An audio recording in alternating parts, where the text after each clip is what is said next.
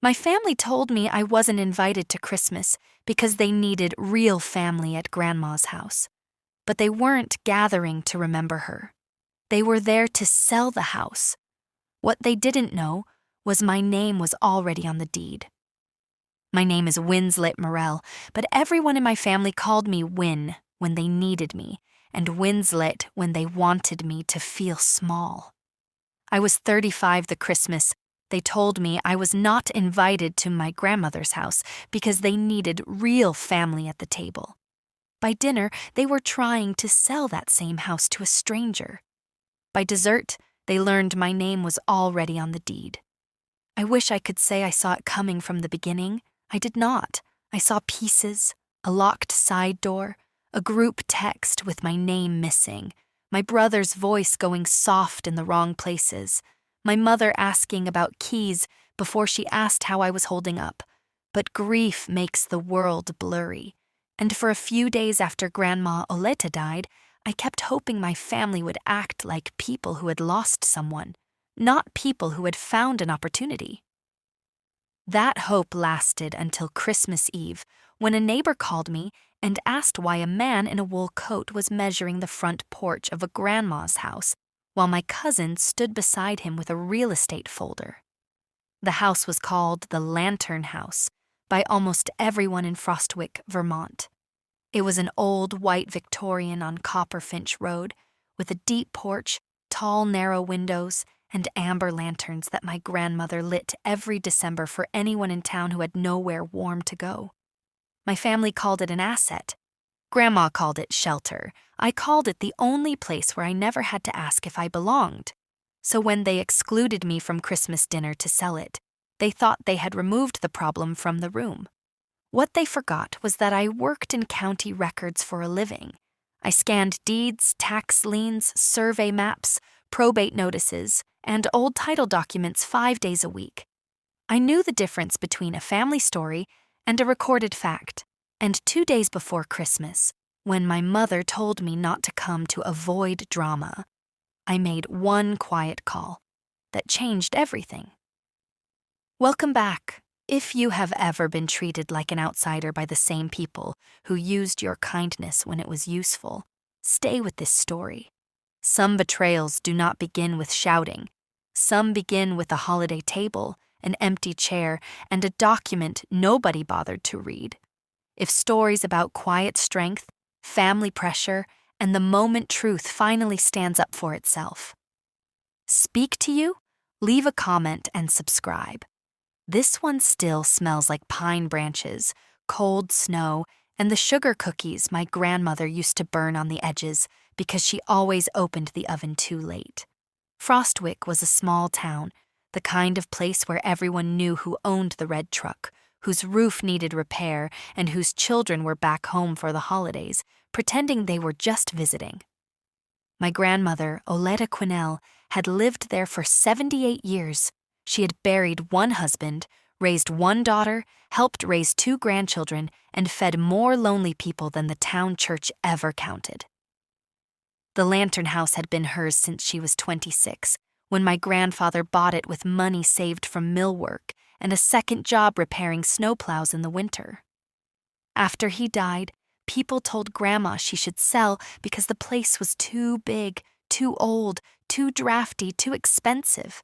She would smile, set a coffee mug in front of them, and say, "A house only becomes too big when you stop opening the door." Every Christmas Eve she opened it. Widowers came, young mothers came, veterans from the little housing program near the river came. Kids whose parents were working double shifts came. Some people stayed for 10 minutes, some stayed until midnight. Grandma never made a speech about charity. She just lit the porch lanterns and put soup on the stove. I learned from her that warmth was not decoration. It was a duty. My family liked the lanterns when people were watching. They liked photos in front of the porch and comments from neighbors about what a wonderful tradition it was. My mother, Sabra Morrell, had a gift for standing in the glow of other people's kindness and making it look like her own. She was polished in that Frostwick way, always wearing a good wool coat, always speaking softly when outsiders were near, always touching someone's arm at the exact second it made her look caring. My father, Doyle, was quieter but harder. He had spent 30 years inspecting bridges for the state and believed every problem in life came from weakness, poor planning, or women making things emotional. My brother, Bowden, was 32, married to Tova, and already practiced at being disappointed by things he had not earned yet. He and Tova had 2 children and a third on the way, and because of that, the whole family treated him like he had won a moral argument. I had no husband, no children, and no need to perform happiness for holiday photos, which made me convenient. When Grandma needed groceries, they called me. When she needed a doctor's appointment, they called me. When the gutters iced over, when the pantry steps cracked, when the old furnace made a sound like a dying animal, they called me. "You're better with her," my mother would say, as if love were a talent she had generously decided belonged to me. "You live closer," Bowden would add, though he lived 9 minutes farther away and owned 2 vehicles. My Aunt Vesta, Grandma's younger sister, had a sharper version of the same cruelty. She called me Oleta's little shadow, then acted surprised when I stepped out of the dark. I did not always understand what they were doing. As a girl, I thought being useful was the same thing as being loved.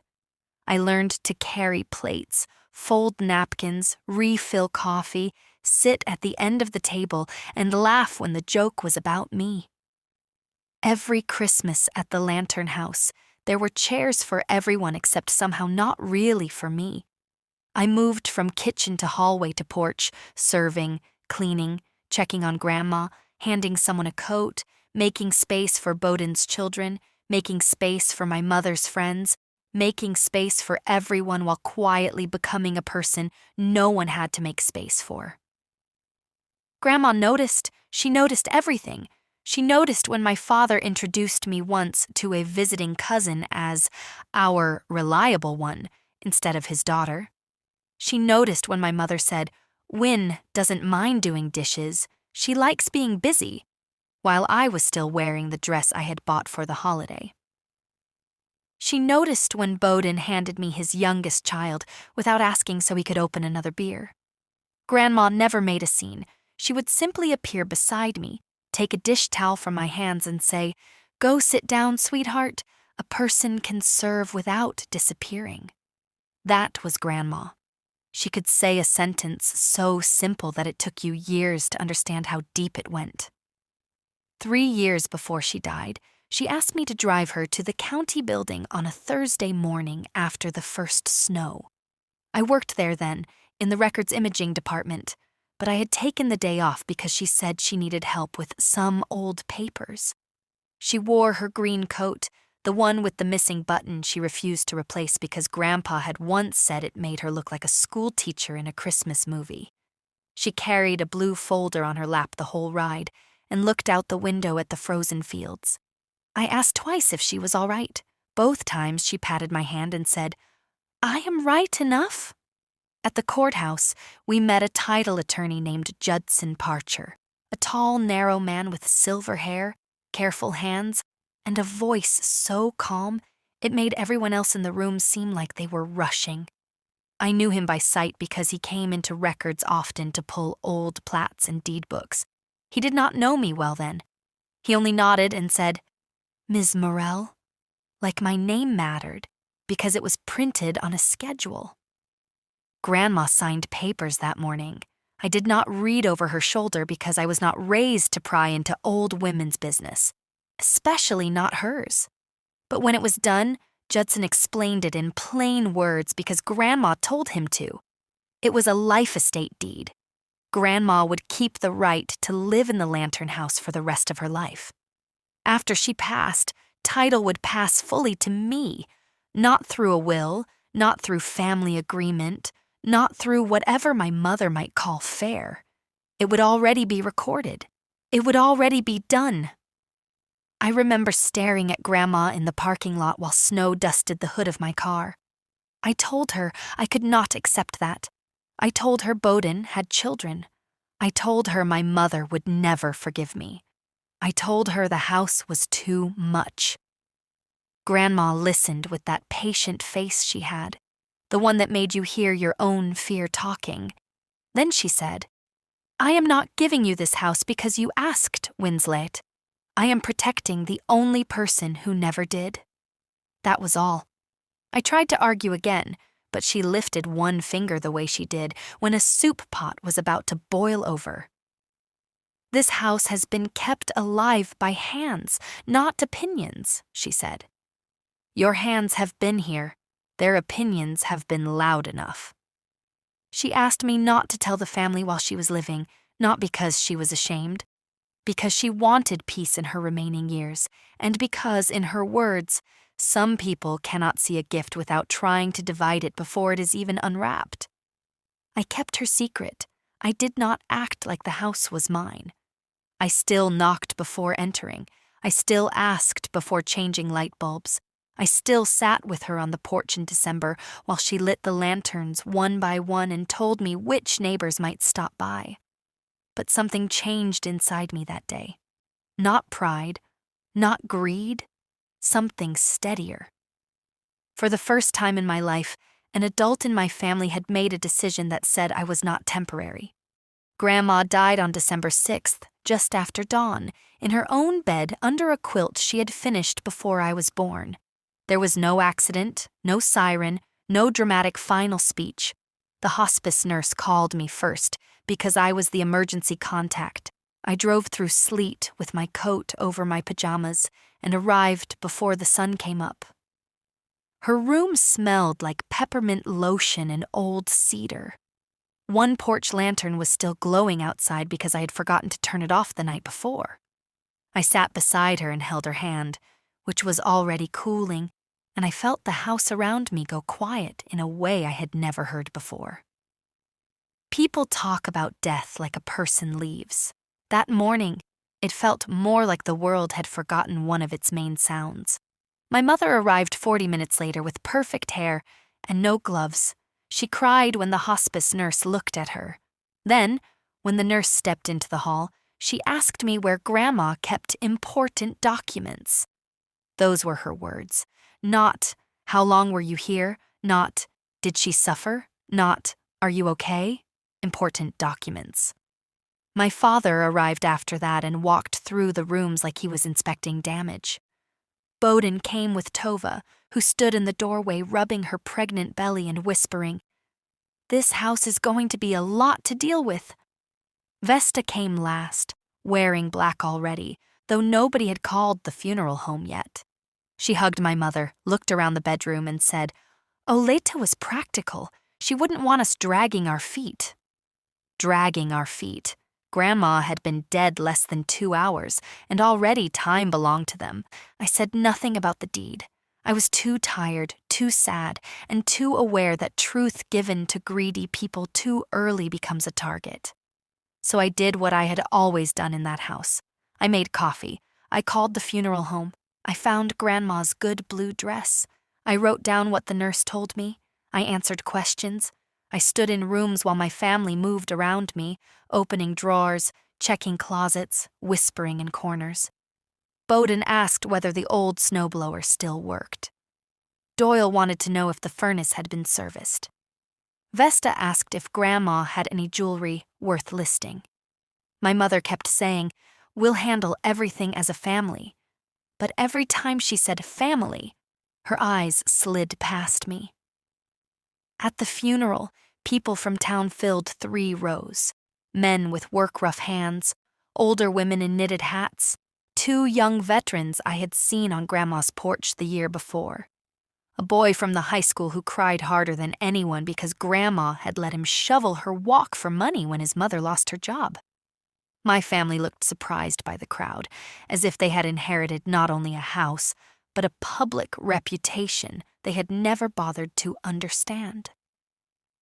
After the burial, while everyone ate ham sandwiches in the church basement, my mother leaned close and said, "We need to talk about Christmas at the house. It may be the last one and emotions are high." I thought she meant grief. I should have known better. The group text came 4 days later. It was sent at 8:13 p.m. while I was sitting at my kitchen table with Grandma's old address book open in front of me, trying to send thank you cards to people my mother did not remember. The message came from Sabra, but I could hear all of them inside it. Christmas dinner will be at Mom's house this year. We think it's best if Winslet sits this one out. There are family decisions to make, and emotions have been difficult. Please respect the need for real family space. Real family space. I read it once, then again. Then I watched the 3 little dots appear under Bowden's name and disappear. No one objected. No one said, maybe Win should be there because she spent the last 10 years taking care of Grandma. No one said, maybe excluding someone from Christmas in the house she helped keep alive is cruel. Tova sent a folded hands emoji. Vesta sent, agreed, clean decisions need calm rooms. Clean decisions, calm rooms. They were decorating the knife before they used it. I called my mother because some foolish part of me still wanted to hear her say it out loud. She answered on the second ring and sighed before I spoke. Please don't make this about you, she said. You had your private little relationship with Mom. The rest of us need space to process what comes next. I asked what came next. There was a pause, small but sharp. The house, Winslet, obviously. I said, Grandma had not even been gone 2 weeks. My mother's voice softened in the way it did when she was preparing to be cruel and wanted witnesses to later call it kindness. Sweetheart, old houses do not run on feelings. Taxes, heat, repairs, insurance, you know that better than anyone. Nobody is saying you didn't help, but helping does not make you an owner. I closed my eyes. There it was, the shape of the room they had built for me my whole life. Useful, but not central. Present, but not counted. Loved, but only in ways that did not cost them power. Bowden called 10 minutes later, which told me my mother had warned him I might be difficult. He did not bother with softness. Win, don't start, he said. Mom's stressed, Tova's stressed. The kids need one normal Christmas. You always acted like Grandma's house was yours. Maybe sitting this one out would be healthy. I almost laughed then, not because it was funny, but because truth has a strange sound when someone says it by accident. You always acted like Grandma's house was yours. I had never acted like that. I had treated it like it mattered. There is a difference, but Bowden had never learned it. I told him I would respect Grandma's house even if they did not. He said, see? That right there, that tone, that's why nobody wants drama. Then he hung up. The first clue that Christmas dinner was not only dinner came from Mrs. Pell, Grandma's neighbor across Copper Finch Road. Her first name was Harlow, but I had never once heard Grandma call her anything but Mrs. Pell, even when they were both in robes drinking coffee on the porch at 6 a.m. Mrs. Pell called me on December 22nd while I was at work scanning a stack of 19th century boundary corrections that smelled like dust and basement water. Honey, she said, is your family selling Oleta's place already? I stood so quickly my chair rolled back and hit the cabinet behind me. I asked why. She said a man in a dark coat had been measuring the porch and taking pictures of the side yard. Tobin Pike was with him. Tobin was my cousin, Vesta's son, and a real estate agent who wore expensive boots indoors and talked about square footage like it was a moral virtue. Mrs. Pell said she heard the man mention winter rental units and parking expansion. She also said the porch lanterns had been taken down. Not turned off. Taken down. I thanked her, hung up, and sat very still in the humming records room with old deeds glowing on the scanner beside me. I did not cry. I did not call my mother. I did not call Bowden. I opened the county property system the way I did 100 times a week, typed in the parcel number I knew by memory, and watched the truth load on the screen. There it was, Oleta Quinnell, life tenant, Winslet Morrell, remainder owner, recorded 3 years earlier. Book 418, page 772. The deed was clean. The legal description was complete. The transfer had been indexed correctly. Grandma's death certificate had not yet been filed with land records to update the status, but that did not change the future interest. The house was not something my family could simply vote into a sale over Christmas ham. It was not part of a casual family decision. It was not Tobin's listing to whisper about to a developer. I printed a certified copy through the office process, paid the fee like any citizen, and put the receipt in a folder. Then I searched for recent title inquiries.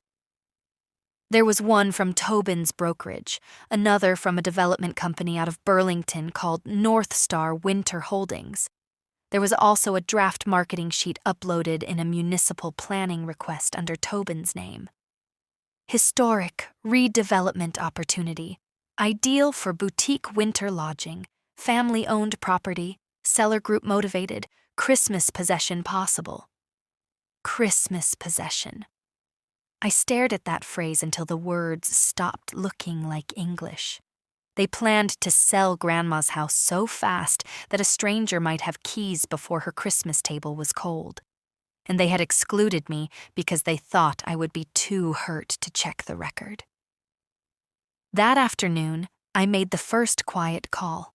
Not to my mother, not to Bowden, to Judson Parcher. His receptionist said he was in a closing, and normally I would have left a message. Instead, I said, "Please tell him this concerns a recorded life estate deed for Oleta Quinnell's property on Copper Finch Road and an attempted sale by people who are not title holders." Judson called back in 9 minutes. His voice was the same as I remembered, dry and steady, like paper stacked neatly on a desk. I told him Grandma had died.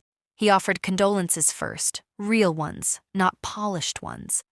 Then I told him what Mrs. Pell saw, what I found, and what the family had texted. He did not interrupt once.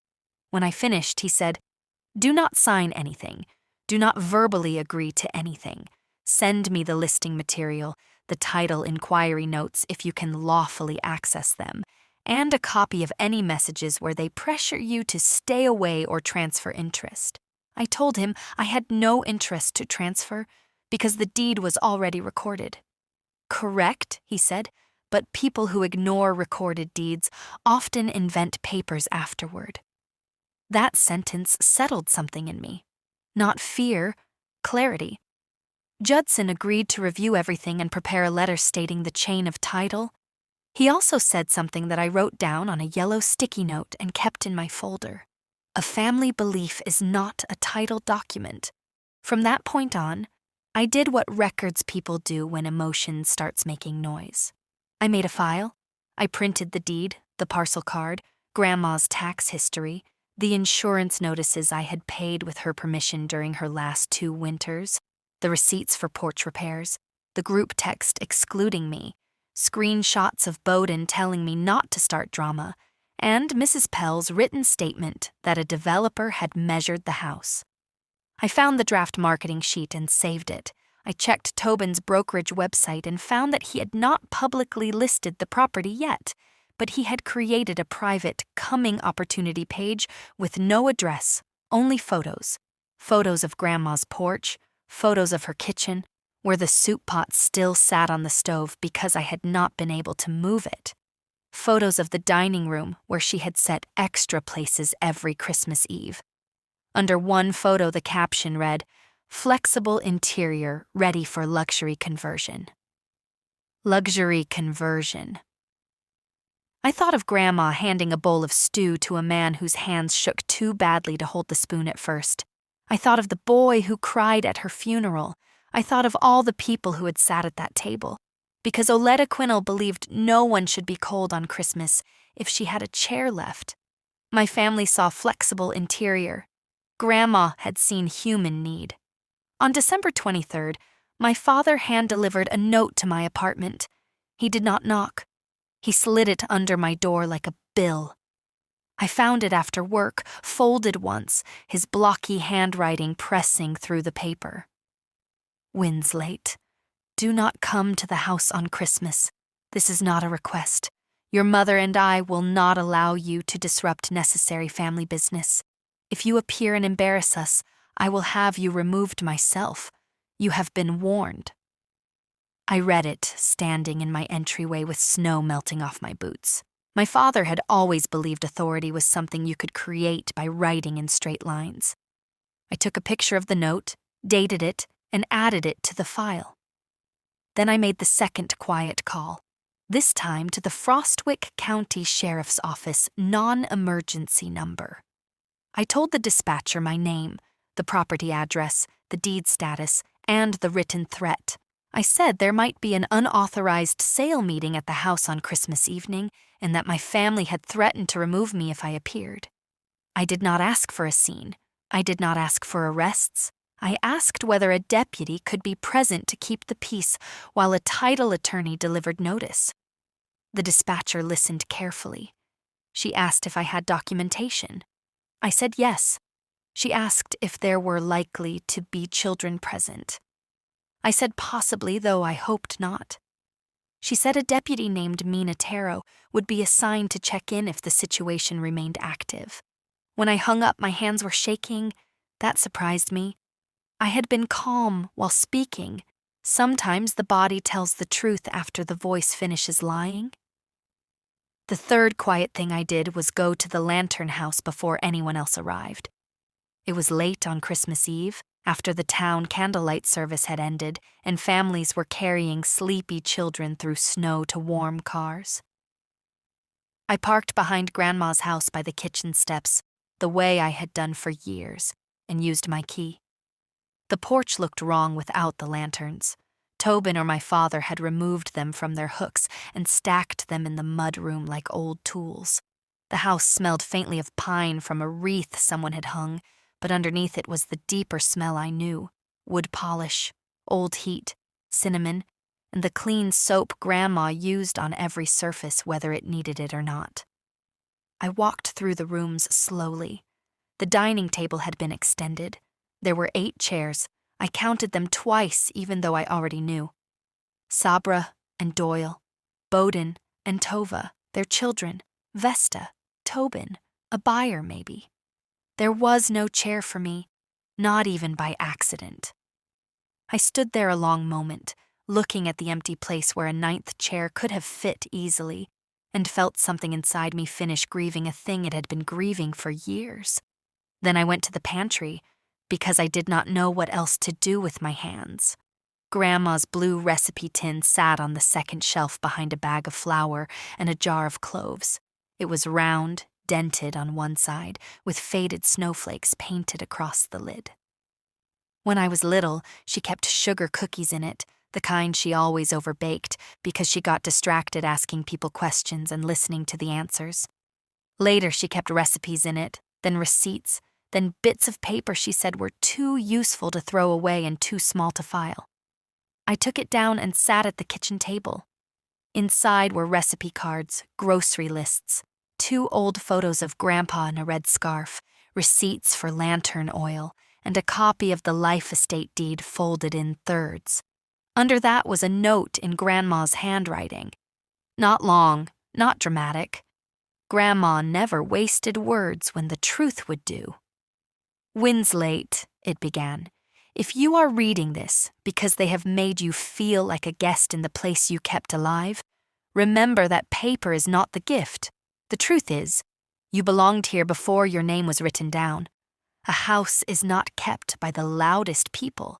It is kept by the one who keeps showing up. Keep the lanterns burning, but do not burn yourself to warm people who only come close to take the fire. I pressed the note flat with both hands and read it until the words blurred. I had spent my whole life hoping someone in that family would turn and say they saw me. Grandma had seen me so clearly she had left instructions for the exact wound she knew they would make. I slept in the house that night, not in Grandma's bed, but on the old sofa under the front window where I had slept during storms as a child. The snow started around 2 in the morning, quiet and steady. Every so often a car moved down Copperfinch Road, tires hissing. I kept waking and looking toward the porch where the lantern hooks were empty. Around dawn, I got up, made coffee in Grandma's percolator, and carried the lanterns from the mudroom back to the porch. One by one, I rehung them. I did not light them yet. That felt like something that had to wait until the house was honest again. At 10, Judson called to confirm he had prepared the title letter. At noon, Deputy Tarot called and said she had reviewed the note from my father and would be in the area around 5:30. Christmas dinner was scheduled for 6. At 3, my mother sent another group text, this time excluding only me because perhaps cruelty feels cleaner when it is direct. Winslet, I hope you will respect boundaries tonight. This is already painful enough. Please do not force us to protect the family from your emotions. Protect the family from your emotions, I almost answered. I almost typed, which family? Instead, I took a screenshot and put the phone face down. Silence, I had learned, was not surrender. Sometimes silence was simply refusing to give someone a preview of the evidence. They arrived just before 5, earlier than dinner, because business likes to dress itself as urgency. My parents came first in Doyle's gray truck. My mother stepped out in a cream coat and tall boots, carrying a casserole dish like she had earned the right to enter any house with food in her hands. My father carried a box of wine. Bowden and Tova came next with the children, who ran up the steps shouting about presents, because children are innocent until adults teach them what is happening under the table. Vesta arrived in a black SUV with Tobin, who wore a camel coat and a red scarf, looking less like a grieving grandson and more like a man arriving at a closing. The buyer came last, just as the sky turned blue-gray. His name, I later learned, was Kellen Stroud, and he owned North Star Winter Holdings. He had the careful smile of a person who believed every old thing was waiting for the right amount of money to become new. I watched them from Mrs. Pell's side window across the road. She had insisted I wait there until Judson arrived because, in her words, a woman alone on Christmas is still allowed witnesses. She made me tea I did not drink. Through the glass, I saw my mother pause at the porch and frown at the lanterns I had rehung. Then she took one down and set it behind a planter, as if even their shadows accused her. Judson arrived at 5:30 in a dark sedan, parking behind Mrs. Pell's maple tree. Deputy Mina Tarot arrived 4 minutes later in a county SUV. She was younger than I expected, maybe early 40s, with dark hair pulled back, a calm face, and the kind of posture that made shouting seem embarrassing before anyone began. I handed her the folder first. She reviewed the deed copy, my father's note, and Judson's letter while standing in Mrs. Pell's entryway under a painting of geese. Judson said, "The purpose is simple. Ms. Morrell has lawful title. These people have no authority to sell or exclude her from the property. We will notify them. If they refuse to leave when asked, it becomes a trespass issue." Deputy Tarot nodded. "Then we keep it simple," she said. "No speeches unless needed." I appreciated her immediately. No speeches unless needed was the kind of sentence Grandma would have liked. We crossed the street together. Snow tapped softly against our coats. Inside the lantern house, I could see warm dining room light and moving shadows. My family had turned Grandma's house into a stage and forgotten that stages have entrances. I knocked on the front door. That may seem strange, knocking on a house that legally belonged to me, but I did it for myself. I did it because Grandma taught me that ownership without respect turns people ugly. My mother opened the door. For half a second, her face was simply annoyed. Then she saw Judson behind me and Deputy Tarot behind him, and annoyance sharpened into fear before she covered it. "Winslet," she said, in the voice she used at church. "This is not a good time." I looked past her into the dining room. The table was set with Grandma's Christmas plates. The buyer sat in Grandpa's old chair. Tobin had a folder open beside his wine glass. Vesta was whispering to Tova. Bowden stood near the fireplace with his arms crossed like he had been waiting all year to look disappointed in me. My father came up behind my mother and filled the doorway. "I warned you," he said. "You need to leave." Deputy Taro stepped forward just enough for him to notice the badge. "Evening," she said. "We're here to prevent a disturbance." My father's jaw worked once. He looked at Judson. "This is private family business?" Judson adjusted his gloves and said, "No, Mr. Morrell. It appears to be attempted business involving real property. That makes it a title matter." My mother tried to close the door, not slam it. She was too careful for that. She tried to draw it inward slowly as if manners could erase us. I put one hand on the door, gentle but firm. "Mom," I said, "open the door." She stared at me. I had never spoken to her like that in my life. Not loud, not rude, just certain. That was what shocked her. She stepped back. We entered, bringing cold air with us. The children were sent upstairs by Tova in a hurry, which was the first wise thing anyone in that room did. The dining room went silent except for the little pop of the fireplace. I could smell ham, cloves, butter, and the expensive cologne Tobin always wore too much of. Kellen Stroud stood halfway, confused and irritated. "Is there a problem?" he asked. Tobin answered too quickly. "No. Family misunderstanding." Judson looked at him. "You are Tobin Pike?" Tobin lifted his chin. "Licensed real estate professional, yes." "Good," Judson said. "Then this should be easier. Licensed professionals generally understand that one cannot market property without authority from the title holder." Tobin's face changed color so fast it would have been funny in another life. My father pointed toward the hall. "Winslet, kitchen, now." The old command, the old place, the old assumption that if he moved me away from the table, I would become manageable again.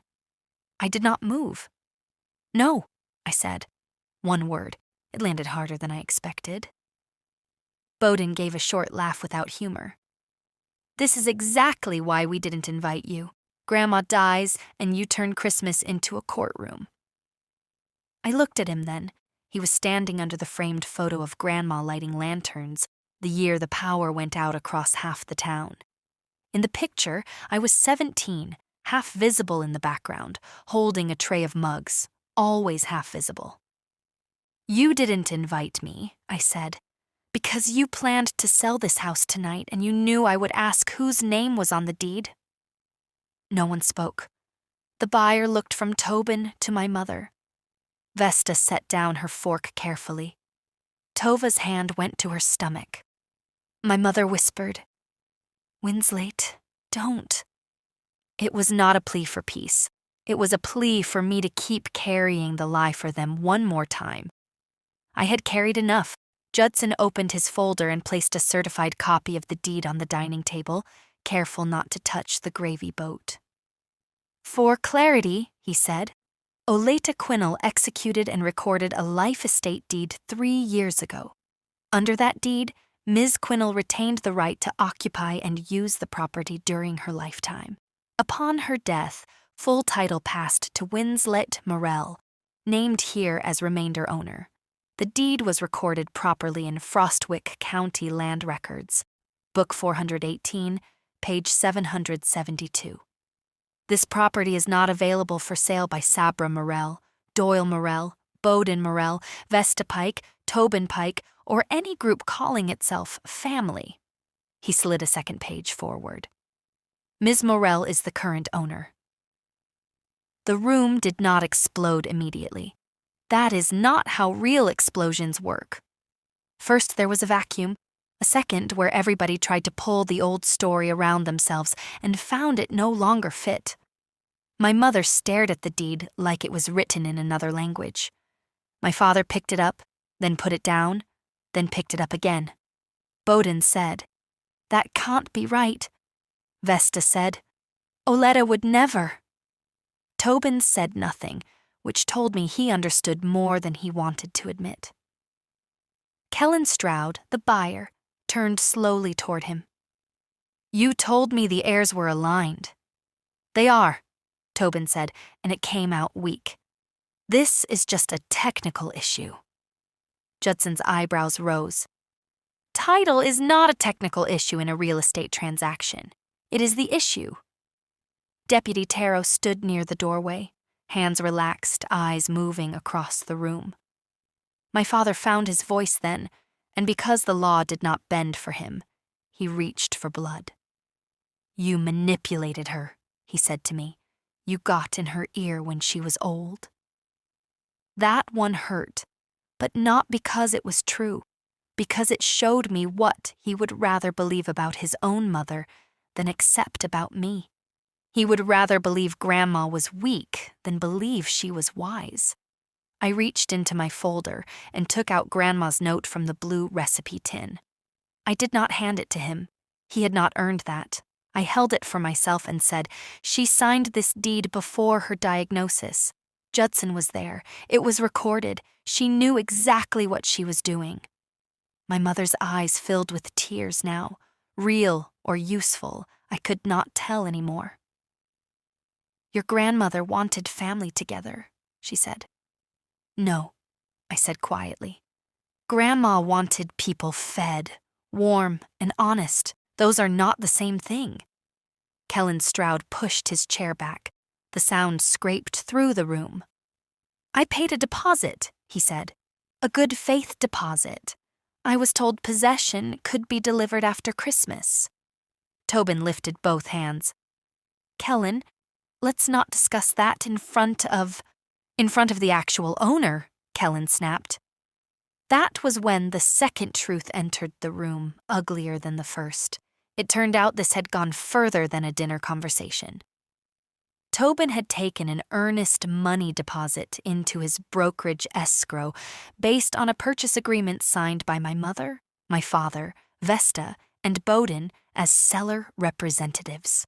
They had promised clear title within 30 days. They had promised the house would be cleared of personal property by New Year's. They had represented that all necessary family members consented. My mother had planned to use her share to cover a private debt from a failed boutique business she had been hiding from my father. Bowden had borrowed against what he expected to receive, using Tobin's projected sale numbers to convince a lender he had incoming funds. Vesta expected commission through Tobin's side arrangement. Doyle had told himself it was practical because practical was the costume Greed wore when he wanted to sleep at night. They had not only excluded me from Christmas, they had built a financial bridge across a canyon they did not own. The room finally came apart. Not with one scream, but with several smaller collapses at once. Kellen demanded his deposit back by the next business day and said his attorney would contact Tobin's broker. Tobin started saying words like miscommunication and family understanding, each one smaller than the last. Vesta turned on my mother, hissing that Sabra had said the paperwork was handled. Bowden looked at Tova as if she might rescue him, but she only sat down hard in Grandma's chair and covered her mouth. My father went red from the neck up and jabbed the deed with one finger. "This house was supposed to stay in the family," he said. There it was. Not exactly the line from a movie, not polished, just the raw belief underneath all of it. I looked around the room, at Grandma's plates, at the empty space where my chair should have been, at the buyer standing where lonely neighbors used to stand with soup bowls in their hands. "It did," I said. "You just didn't think I counted." That quieted them more than shouting would have. Maybe because it was simple enough for even my father to understand. Maybe because for 1 second, the house itself seemed to agree. My mother stood suddenly and came around the table toward me. Deputy Taro shifted, not dramatically, just enough to remind everyone that the law had a body in the room. My mother stopped 2 feet away. Up close, she looked older than she had that morning. Her lipstick had faded. One strand of hair had come loose near her cheek. "Winslet," she whispered. "Please, we needed the money." There it was at last. Not fairness, not family. Need. I felt something soften in me, and I hated it for a moment, because softness had gotten me used before. Then I remembered Grandma's note. "Keep the lanterns burning, but do not burn yourself." "Then you should have asked for help," I said. My mother's face twisted. "Help from you?" she said, and the bitterness in those 3 words told the whole story. Help from me would have felt like losing. Taking from me had felt easier. That was the truth she had never meant to say out loud. I nodded slowly. "I will not pay for a lie you signed in Grandma's dining room," I said. "I will not rescue a sale you had no right to make. I will not pretend this was grief. But I will give you the name of a debt attorney and a housing counselor if you want them." She stared at me like I had offered her a stone. "That is mercy," I said. "It is not surrender." My father laughed once, a rough sound. "Listen to yourself. You get 1 paper and suddenly you're above us." That old accusation. Better than us. Above us. Too sensitive. Too cold. Too emotional. Too proud. My family had many words for the same problem. I was not staying where they put me. "No," I said. "I got 1 paper because Grandma made a choice. I am standing by it because someone finally trusted me to." Bowden stepped forward then, eyes wet in a way that surprised me. "Win, the kids," he said. He could barely finish. "We already told them we might move closer. We made plans." I looked at my brother, really looked at him. He was not a monster. That almost made it worse. He was a man raised to believe that wanting something loudly enough could become a promise. "Bowden," I said, "I did not make those plans. You did. Mom did. Tobin did. You built your future on a house you never checked. That is not my debt." He flinched. Tova began to cry quietly at the table. For a moment, I saw the children upstairs, excited about Christmas, innocent of contracts and deposits, and adults who used them as shields. I felt the pull. Fix it. Make peace. Give them something so the room stops hurting. Then, the porch lantern outside shifted in the wind and tapped softly against the glass, and I remembered who had taught me the difference between warmth and self-erasure. Judson served formal notice before leaving the dining room. He stated that all marketing must cease, that no one had permission to enter or show the property without my approval, that any attempted sale would be reported to the proper licensing and legal authorities, and that personal property belonging to Oleta's estate would be inventoried properly rather than cleared for development. Deputy Taro added the part that made my father finally step back. "Miss Morrell is the lawful owner," she said. "If she asks anyone to leave, they leave. If anyone refuses or returns without permission, we handle it as trespass." My father looked at me then, waiting perhaps for me to be the little girl at the end of the table, desperate to prove I was kind. I was kind. That was what he never understood. Kindness had brought me here with documents instead of fury. Kindness had kept his grandchildren from watching their grandfather get handcuffed on Christmas. Kindness had offered my mother a counselor's number. But kindness was not going to hand him the keys. I asked Kellen Stroud to leave first, because he had no reason to remain in a family wound. He left angry, which was fair. Then I asked Tobin and Vesta to leave. Vesta called me a thief under her breath. I said, "Thieves sell what is not theirs."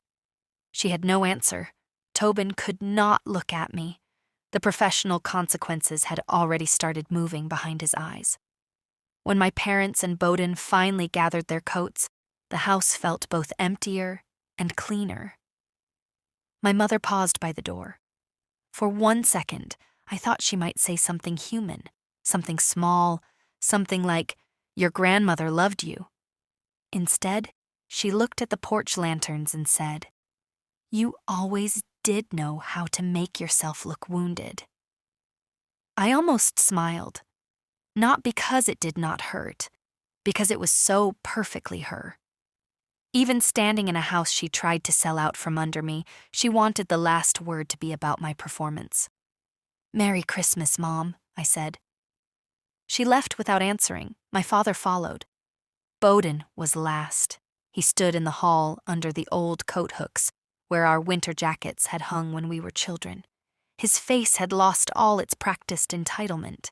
He looked young, frightened, and angry at the wrong person, because the right people were too hard to blame. "You could have told us," he said. "You could have stopped this before tonight." I looked at him for a long time. "You excluded me before tonight," I said. "You threatened me before tonight. You planned a sale before tonight. You only think truth is cruel because it arrived after your lie got comfortable." His mouth opened, then closed. He left? After the cars pulled away, silence moved into the lantern house like a tired guest. Deputy Tarot stayed long enough to make sure no one returned. Judson gathered his papers, then looked around the dining room with something close to sadness. "Your grandmother chose carefully," he said. Coming from him, it felt like a blessing stamped and filed. Mrs. Pell crossed the road with a covered dish at 8:30, because apparently she had been watching from her window and decided no person should win a house and lose dinner on the same night. She brought chicken pie, 2 forks, and no questions for the first 10 minutes. We ate at Grandma's table, just the 2 of us, with the Christmas plates still out and my family's chairs pushed back in disorder. Then Mrs. Pell stood, went to the hall closet, and brought out 1 extra chair. She placed it across from me without a word. I looked at it and started crying so suddenly I scared us both. It was not about the chair, and it was entirely about the chair. No one had saved one for me that night, so this 80-year-old neighbor did it after the battle was over, because some people understand belonging without needing legal proof. The next weeks were not peaceful in the easy way people imagine after a good reveal. The sale collapsed, of course. Kellen Stroud's attorney sent demand letters. Tobin's broker opened an internal review, and by February the state licensing board had a complaint on file. Vesta told half of Frostwick that I had humiliated grieving relatives on Christmas, which would have worked better if the other half had not eaten soup at Grandma's table for 20 years. My mother's hidden debt became public inside our family, then outside it, because secrets tied to failed real estate deals do not stay gentle. My father stopped calling me, which was less a change than a formal version of what we already were. Bowden sent 1 message in January that said, "Hope you're happy." I wrote back, "I hope someday you understand the difference between happy and free." He did not answer. Tova sent a separate message weeks later asking if the children could have the ornaments they made with Grandma. I boxed them carefully and left them with Mrs. Pell because children should not pay for adult greed. I did not include a note. Sometimes the cleanest kindness is the one that does not ask to be admired. I changed the locks on the lantern house, not because I wanted to keep everyone out forever, but because a door cannot be open in any meaningful way if the wrong people still think they can force it. I inventoried Grandma's belongings with Judson's help. I donated some things, kept others, and cried over objects that made no sense to cry over. Her cracked measuring cup, the green scarf from the photo, the old soup ladle with the bent handle. I found her guest books in a cedar chest under the stairs.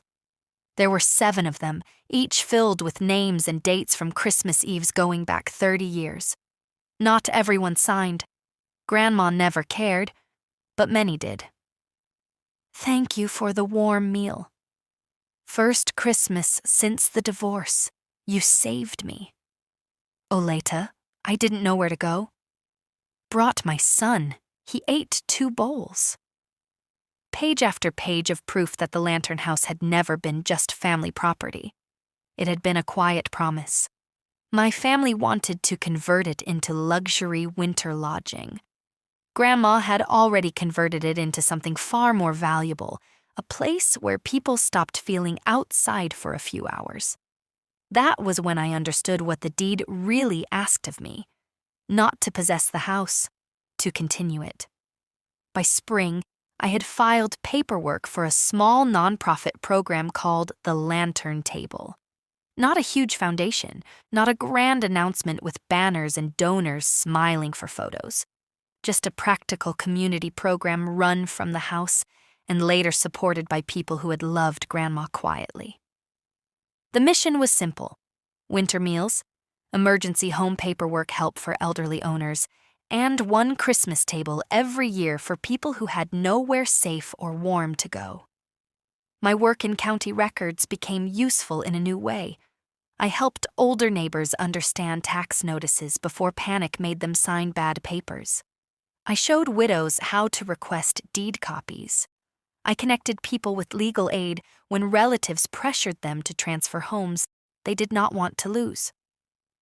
The first time an old man named Reuben Vale brought me a crumpled quitclaim deed his nephew wanted him to sign just to simplify things, I felt Grandma beside me so clearly I almost turned my head. A house is not kept by the loudest people. It is kept by the one who keeps showing up. So I showed up. I showed up with coffee, folders, soup, phone numbers, and the kind of patience I had once wasted trying to earn my family's invitation. Christmas came again, because time has a way of returning you to the scene of the wound and asking what you built there. That December, I hung every porch lantern myself. Mrs. Pell helped from a chair, giving instructions she insisted were not criticism. The house smelled like pine butter, coffee, and the first soup simmering on the stove. The dining table was extended as far as it could go. This time, there were more chairs than needed, and one empty chair at the end by choice. Not for my family specifically, not as a shrine to my own pain, for anyone who might come late, for the person who almost did not knock, for the woman sitting in her car deciding whether being alone was easier than being seen. At 6, people started arriving. Reuben came with rolls. A young mother came with 2 children and red eyes. One of the veterans Grandma used to feed came with a pie he admitted he bought at a gas station. Mrs. Pell came wearing earrings shaped like tiny bells. We ate. We laughed softly at first, then louder. Nobody asked anyone to prove why they deserved a chair. Outside, snow covered the porch steps. Inside, the lanterns turned the windows gold. Bowden came at 8:20. I saw him through the front window before he knocked. He stood at the bottom of the steps for a long time with his hands in his coat pockets, looking at the lanterns like they might judge him. He had a beard now, uneven and new, and his face looked thinner. I opened the door before he knocked because I did not want him to lose the small courage it had taken to climb the steps. For a few seconds, neither of us spoke. Behind me, plates clinked. Someone laughed in the kitchen. The house was alive around us. "I'm not here to ask for anything," he said. It was the best first sentence he could have chosen. I waited. He swallowed. "I was wrong, not just about the house, about you." The words came out stiff, like he had carried them a long way and they had frozen in his mouth. I wanted to make it easy for him. Old habit. I did not. If apology is a door, the person who hurt you has to turn the handle themselves. "Okay," I said. He looked past me at the table. "Do you need help with dishes?" I almost laughed then, and this time it was real. Not forgiveness, not yet, but maybe the smallest beginning of something less broken. I stepped aside. "There's an apron in the pantry," I said. He walked in quietly. No announcement, no speech, just my brother, finally entering Grandma's house without acting like it owed him something. I have not reconciled with my parents. That is a plain sentence, but it took a lot of years to earn it without shaking. My mother sent a Christmas card through Vesta with no return address and only her signature inside. My father has driven past the house twice, according to Mrs. Pell, who monitors Copper Finch Road with the seriousness of a federal agency. Neither has knocked. I do not wait at the window. That is new for me. For most of my life, some part of me waited for them to turn around and see me correctly. I thought if I served enough, stayed quiet enough, forgave fast enough, needed little enough, one day they would pull out a chair and say, "There you are." But some tables are built to keep you hungry. Some families do not forget your chair by accident. They remove it because your presence interrupts the story they tell about themselves. The blessing, if there is one, is that the moment you stop begging for a place at that table, you may discover you know how to build one. People in Frostwick still call it the Lantern House. Legally, it is mine. Emotionally, I think it belongs to every person Grandma ever warmed and every person we have warmed since. I live upstairs now in the room that used to hold boxes of old coats. My office is in the back parlor where deed copies and soup recipes share shelf space. The blue recipe tin sits on my desk. Inside it is Grandma's note, the old cookie recipe, and the first donation check the Lantern table ever received, $25 from Mrs. Pell, with 4 chairs written in the memo line. Every December, I read Grandma's note once before we open the door. Not because I forget, because memory, like a lantern, needs tending. My family excluded me from Christmas so they could sell Grandma's house. They forgot whose name was on the deed. But Grandma never forgot whose hands had kept the place alive. She never forgot who showed up when there was no audience, no inheritance in sight, no promise except the quiet one love makes when it keeps coming back. So that is my story. A Christmas table with no chair for me. A secret sale dressed up as family business. A blue recipe tin. A title attorney with a clean copy of the truth. A deputy standing calmly in the doorway while my family learned that a locked-out daughter can still own the house.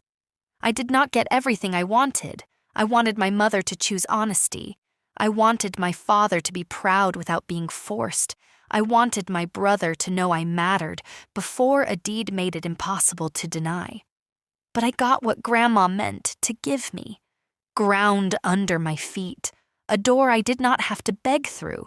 A table long enough for people who understand what it feels like to be left outside.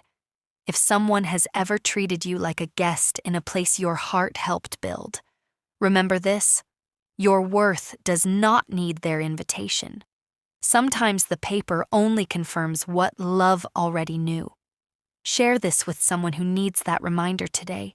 Leave your thoughts in the comments and subscribe for more stories where quiet people finally stand on solid ground. The end